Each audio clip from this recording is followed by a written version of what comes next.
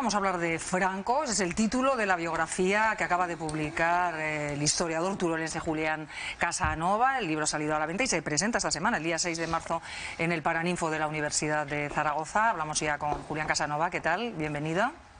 Hola, buenos días. Pues encantado de estar con ustedes en Aragón Televisión. Pues encantado de que esté con nosotros para hablar de este libro, Franco, precisamente los 50 años de la muerte del dictador. O sea, momento oportuno para sacar este libro, Julián. Bueno, es una biografía que culmina varias décadas de investigaciones que he realizado sobre la historia de España, de Europa, del siglo XX, aquí en España, en diferentes universidades del mundo. Y es una biografía que tiene el sueño noble de que sirva para los lectores del siglo XXI que o no conocieron a Franco o no lo pudieron estudiar en las aulas porque muchas veces no se llegaba al siglo XX. Y creo que también es una biografía que muestra lo mucho que ha avanzado y bueno la indagación sobre la historia del siglo XX, sobre esos pasados que en todas las sociedades europeas, no hay ninguna excepción, esos pasados que resultaron para muchos de esos países y de esas sociedades bastante infames, desde Alemania a Rusia, pasando por España o llegando a Francia. ¿Qué Franco retrata esta obra? Porque se ha documentado mucho, nos consta, y además va acompañado de un completo reportaje fotográfico. Es una edición también para el siglo XXI, eso está clarísimo. He cuidado muchísimo la búsqueda de las fotografías.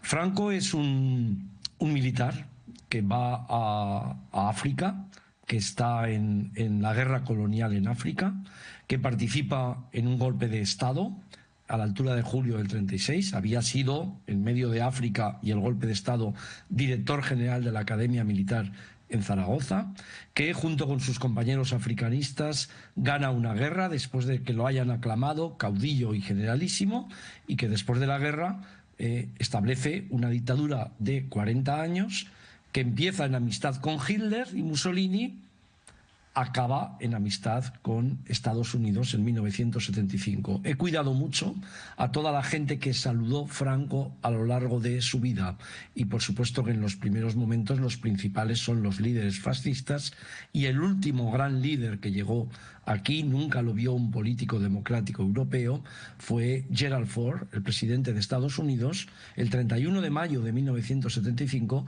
poco antes de su muerte. Y he retratado también no solo a Franco, sino todo lo que explica por qué Franco se mantuvo tanto tiempo en el poder, qué tipo de culto a la personalidad, de carisma, de acciones, de ideas estaban detrás de él. No es un estudio de la dictadura, que lo hemos realizado también bastantes ocasiones, sino es un estudio biográfico. Las biografías clásicas, yo he aprendido en eso mucho del mundo angloamericano, he estado mucho tiempo viviendo y bebiendo de las mejores biografías sobre personajes de todo tipo. Las mejores biografías son un recorrido de la cuna a la sepultura, pero nadie puede explicar una biografía de un personaje tan importante sin entrar en su sistema, en su régimen, sea democracia o sea dictadura. Julián ha mencionado ese carisma que precisamente no tenía. Podemos decir que Franco no tenía un especial carisma, que otros rasgos de personalidad o porque se convirtió en el personaje que fue y en el final que tuvo sin tener ese carisma. Esto es muy interesante porque siempre que se piensa en el carisma, se piensa en la oratoria, en cómo se dirigía Hitler a las masas, en cómo se dirigían los gestos, los ritos de Mussolini, ¿no? Es un poco el concepto de líder carismático que había sacado el sociólogo Max Weber. En el caso de Franco, el carisma le viene de una victoria en la guerra, se lo proporciona fundamentalmente la Iglesia, la legitimidad religiosa. Pasear a Franco bajo palio. Por supuesto, el culto a la personalidad no solo viene a través de la publicidad, de la propaganda, está 40 años en las escuelas. Desde ese punto de vista, lo más importante es cómo él supo transformarse, adaptarse, o le transformaron y le adaptaron a las diferentes coyunturas. Cuando Franco llegó al poder, el 1 de abril de 1939, prácticamente toda Europa, excepto en el otro lado la Unión Soviética, estaba bajo la bota nazi o fascista. Cuando Franco murió como un faraón, murió conectado con ese culto y ese poder, murió como un faraón, muy diferente a cómo murió Mussolini, a cómo murieron Mussolini y Hitler. Estados Unidos estaba a punto de perder una guerra en Vietnam. Eso indica cómo había cambiado el mundo, cómo había cambiado todo alrededor de él. Desde ese punto de vista, el historiador nunca, cuando un historiador hace una biografía de un personaje de 40 años, primero la hace en blanco y negro, segundo de una pieza, es decir, siempre es el mismo, no, las cosas cambian, y tercero, y es muy importante, aunque el ruido actual no lo permita conocer, el objetivo fundamental de una biografía como esta es que haya alguna posibilidad de mirar a Franco al pasado y no solo a través del elogio o la condena, unas miradas libres que sea con lectura crítica. Y esto es lo que ofrece el libro. Esto es lo que creo que he estado estos 10, 12 días después de la aparición del libro debatiendo con, creo que todos los medios de comunicación, prácticamente los mejores medios de comunicación en todas las televisiones. He visto que hay un interés clarísimo dentro de todo eso y mucha gente me ha pedido lo que yo creo que hay que hacer. A ver, un poquito de luz donde solo hay calor, ruido y discusión. Creo que ese es el elogio del conocimiento. Las personas que llevamos muchos años en las universidades en todo el mundo, lo que queremos es que la gente lea de forma crítica, que llegue a las escuelas, que llegue a los centros de secundaria y que la gente, por supuesto, no solo lea un libro, hay muchos libros, hay muchos enfoques, pero la gente que indaga en el conocimiento está en un nivel diferente a la gente que solo opina. Y eso lo hace un científico y eso lo hace un historiador. Lo que ocurre es que para mucha gente el conocimiento en estos momentos está en cuestión y la opinión, la propaganda, el bulo y la desinformación está por encima, por supuesto, de lo que nosotros hacemos. Pues ahí queda, Julián, ese libro para las nuevas generaciones sobre todo, pero no me resisto muy rápido a preguntarle ahora mismo en este contexto internacional en el que vemos pues la reciente actitud de Trump, por no decir el escaso tiempo que lleva en el poder y todo lo que ha ocurrido, la situación ahora mismo en Europa, ¿podrían estar en peligro ahora mismo las democracias o los equilibrios en el mundo? Hablamos con alguien que ha sido profesor en Estados Unidos, que también lo ha sido en Europa, que conoce la situación internacional y no sé cómo la definiría en este instante. Bueno, yo creo que estamos en una profunda grieta. La democracia que veníamos diciendo hace mucho tiempo que era frágil, ahora se le están abriendo grietas. Y las grietas no vienen tanto desde resistencias, desde abajo, de la oposición, de movimientos desde abajo, sino las grietas vienen desde arriba. La misma gente que debería conservar la democracia está abriendo esas grietas. La sociedad civil tiene que responder. Europa en estos momentos tiene un gran problema. Primero porque se están repartiendo y se quieren repartir el territorio de Ucrania, un territorio ocupado por Rusia.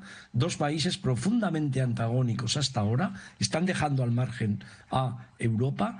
Hay rimas del pasado. La historia nunca se repite, pero rima. Y en estos momentos nos traen ecos. Y nos traen ecos en Austria, donde acabo de vivir. Nos traen ecos en Hungría, en España, pero sobre todo en el país más importante del mundo. Lo que está pasando en Estados Unidos es serio. Yo ya sé que la gente cree, bueno, y los demás, es serio. Es una profunda ruptura con los valores tanto conservadores como demócratas que hicieron de Estados Unidos un país diferente, democrático y que tuvo que superar elementos fundamentales de tensión, desde el esclavismo hasta los derechos civiles. Esa presencia ahora que no está exenta de ritos, de símbolos, de publicidad, de manipulación. Esto que se está viendo en Estados Unidos es una quiebra profunda con la tradición más conservadora de Estados Unidos, no solo con la tradición demócrata de Estados Unidos. Pues Julián Casanova, muchas gracias por habernos atendido y por habernos dado también esta visión en este momento tan delicado.